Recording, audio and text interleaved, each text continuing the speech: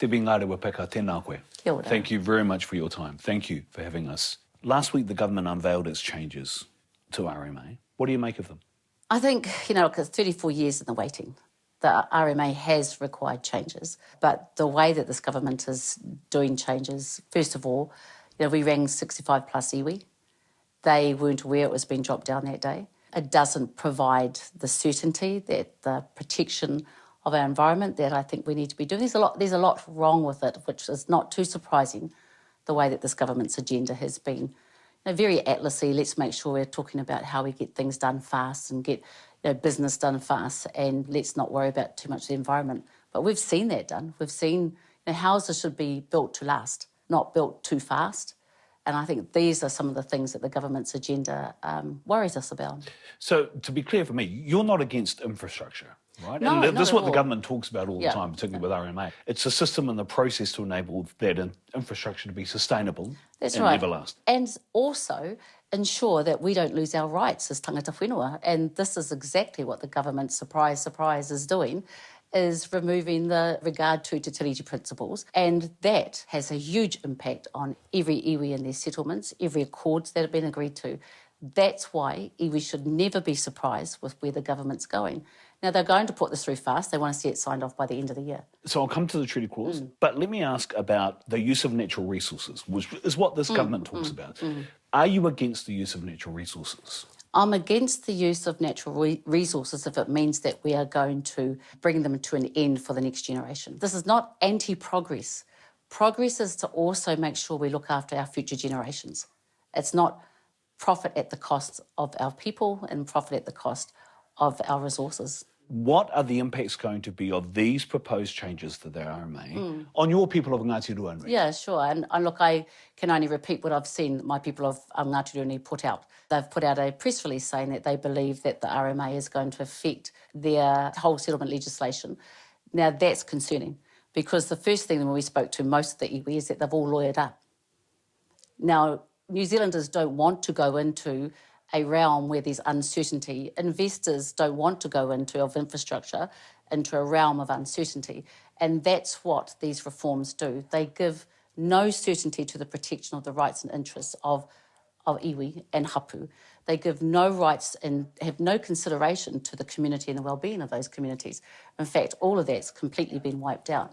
The Minister, the Honourable Chris Bishop, has given a guarantee that those iwi who have settled, so Ngāti Ruanui Settlement Act 2003, will not be affected by the RMA changes, that those settlements will remain sacrosanct. What's your response to that? Well, my response is that the iwi are the ones saying that they should know. It is up to them to be able to say, this is what happens for us. There's no iwi that said they support the changes. There's no iwi that have come out and said, we're fine, our settlement's okay. None. And I don't think it's up for Chris Bishop to be saying what each iwi individually is contending with and how they feel about it, because they told us in the House they simply haven't engaged. Why is it so important to have a treaty clause or treaty principles in something like the RMA? Because the whole rights and interests of us as Māori are reflected in Te Tiriti. The settlements are all negotiated as breaches of Te Tiriti, making sure that the Crown, the local government, regional council honour Te Tiriti and honour the settlement and the accords that iwi have as part and parcel in the RMA. Again, this is change that's been needed for a long time, but the RMA should be led by a tangata whenua clause. It includes obligation to Te Tiriti and honouring Te Tiriti. By removing the principles, that whole regard's gone. I think the other thing that really concerns me that we've seen is that at no stage have we seen this government get Te Tiriti right. So there should be alarm. The Minister of Māori Development, when the changes were announced, initially said he wasn't aware that the treaty clause or treaty principles were being removed.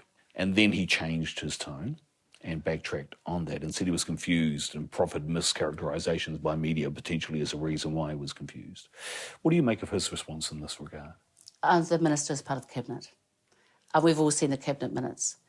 We've all seen where Cabinet decided to ignore experts. And so the fact that we have someone as important as the Minister for Māori Development, someone like Tama, who should be out there making sure he's fighting for us, that is extremely concerning, especially when it's as huge for us in Te Ao Māori. This is a numbers game. And at the moment, you don't have the numbers to be able to stop these changes being proposed by the government. So what options are left now? What do you do? What we need to do is make sure we did with the Treaty Principles Bill, which is actually get the information out there, help our people to understand how serious this is. And again, we've become really great at doing submissions as a people and continue to push that. I think also the government underestimates the power of iwi. And we saw the wave of that the minute that the surprise announcement, I think from the biggest to the smallest iwi, that this is on their radar. And I have every confidence that their forum and platform has just as much power, if not more, than Parliament. Debbie, could the government take from the participation of iwi in the recent infrastructure symposium support for what it's trying to do with infrastructure through the RMA? At no stage would any iwi propose to go into an infrastructural relationship, investment relationship, accepting the Crown, defaulting its obligation to honour Te Tiriti. And one of the questions we did ask the Prime Minister is, while you respect iwi and our economic power, you have to also expect that that comes across to our tiriti, mana and power. It's not one or the other. We're not like a bank where you can just go and have a commercial relationship and forget about the cultural obligation, the rights and interest obligations, because I've been to iwi AGMs when they've got that mix wrong, and our people are very quick to correct. Iwi entities are made up of hapu marae. They are the mana of these kaupapa. They are the mana of Te Tiriti or Waitangi. There is not one or the other. I want to talk about your private member's bill that was drawn from the ballot, the Wai Ora Bill. What prompted it, Debbie? Yeah. Actually, it was Ken Mayer and Sister Margareta and a whole lot of our whanaunga and Wanganui, and the whole purpose of it was really they were fighting against a commercial company coming in through the Regional Council, Horizon at the time, have granted a permit to be able to empty out the aquifer, empty out the last of the quality wai that they have to be able to bottle and ship offshore. And, it's just crazy that we have a system in Aotearoa that allows us to be losing quality wai and then having to buy bottled wai for our marae kaupapa and things like this. So, that was the whakapapa to it. So I guess we're talking about prohibition of extraction. How do you do that? I think the first thing, actually, you do it by putting it into your RMA. No, I think the first thing we have to do is make sure that we are really clear on what it is that we're trying to do, and that is preserve the quality of wai and the preservation of wai in Aotearoa for all New Zealanders. And I think the way that we do that is to put in a members' bill to make sure that the regional and local council are able to enact that as well. And so that's what we've done. It's been frustrating relationships with the regional council. There's a lot of support to be able to make sure that our mokopuna, that all the future residents of Wanganui or any town never have to be buying their water when it's actually there in their own backyard, being bottled and shipped off. And it's not just a whanganui taranaki. I mean, there's lots of it around the country, as you know. Lots of support. And I think that's the reconciliation, all for great infrastructure.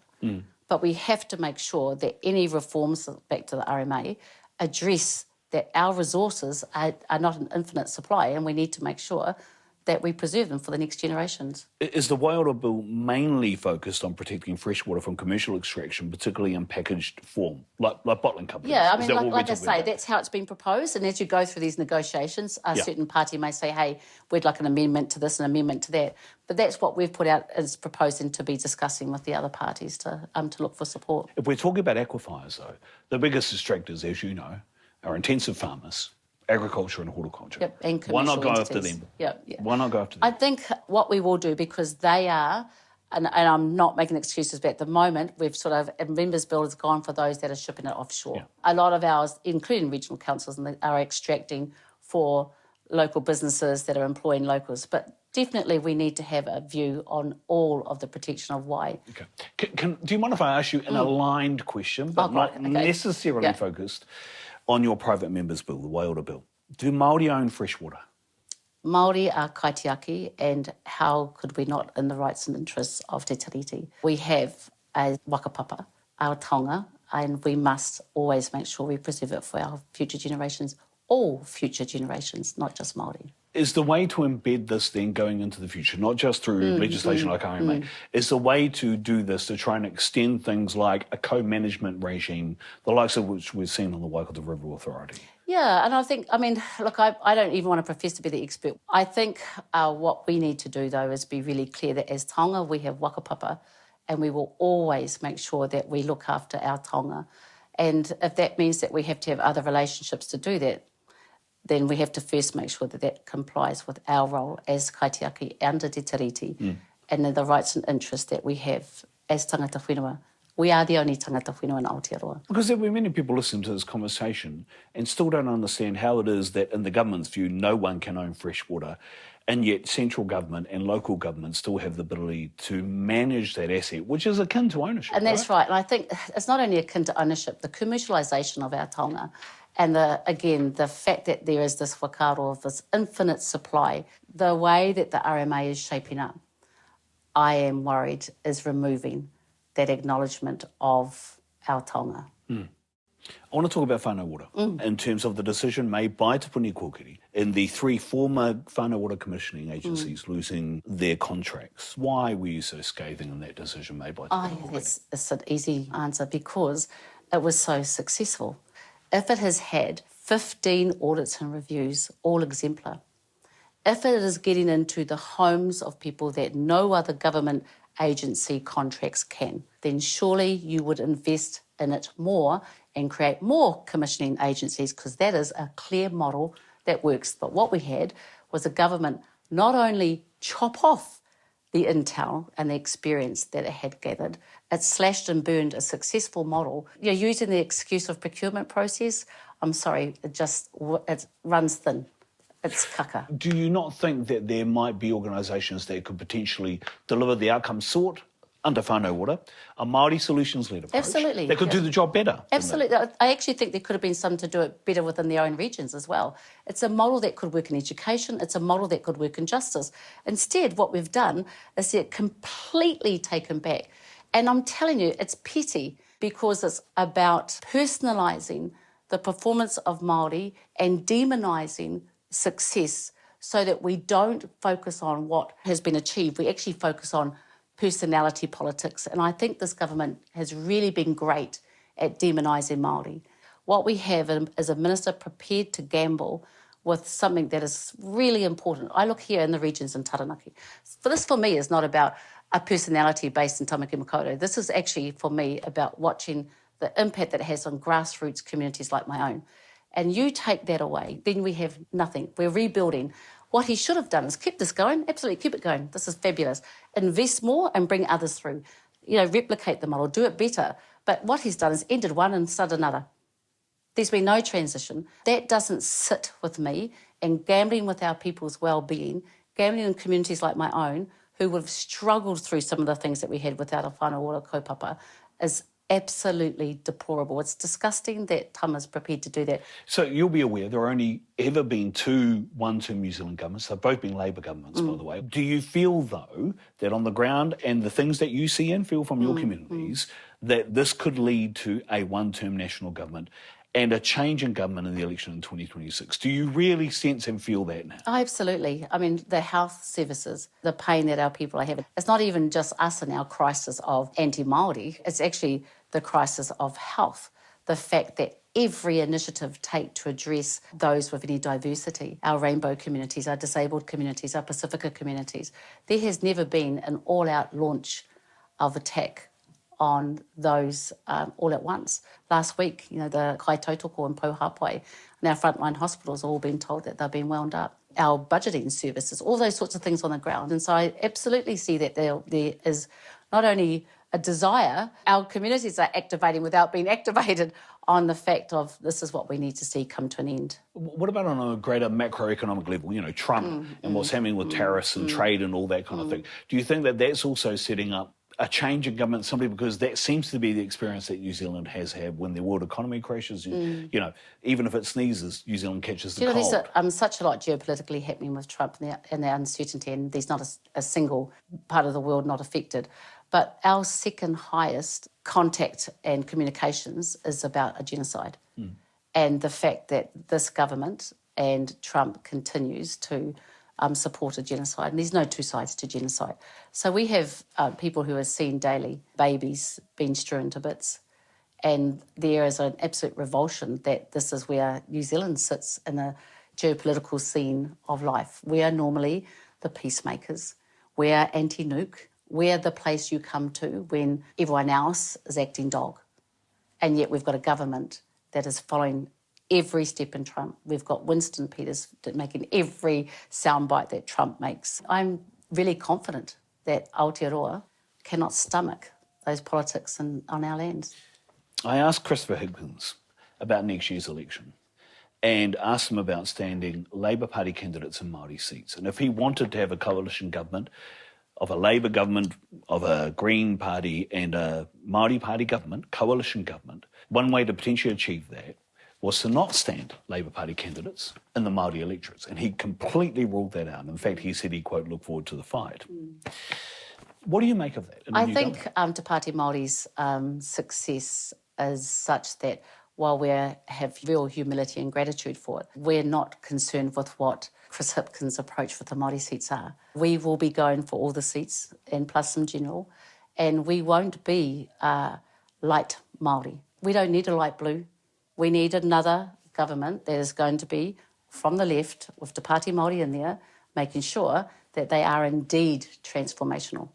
Otherwise, these two legacy parties are just holding each other. You know, it's just a little flick to the left, a little flick to the right. So that's our point of difference. And when people come out to vote for us and when we go out to ask for their support, that's what we'll be promising, the same that we did in 2023. Were you surprised then by Chris Hipkins' comments to the statements by Tama Potaka about police presence? Because it sounded very similar to the comments made by the Prime Minister, Christopher Luxon, to a young Māori female MP in Parliament. From the regions. I think, you know, we know when you are a certain race, a certain place, the police treat us differently.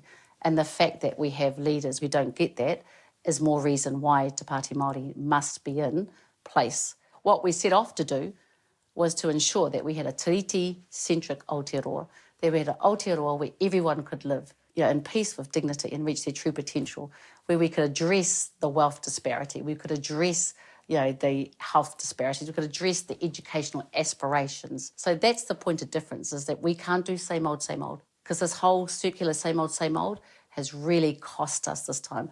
I'm in Taranaki and we've seen all the exploration permits being opened up. So it tells me that what happened in the last time wasn't strong and solid enough to hold its own. So we have to be there. We have to be there to hold them to account.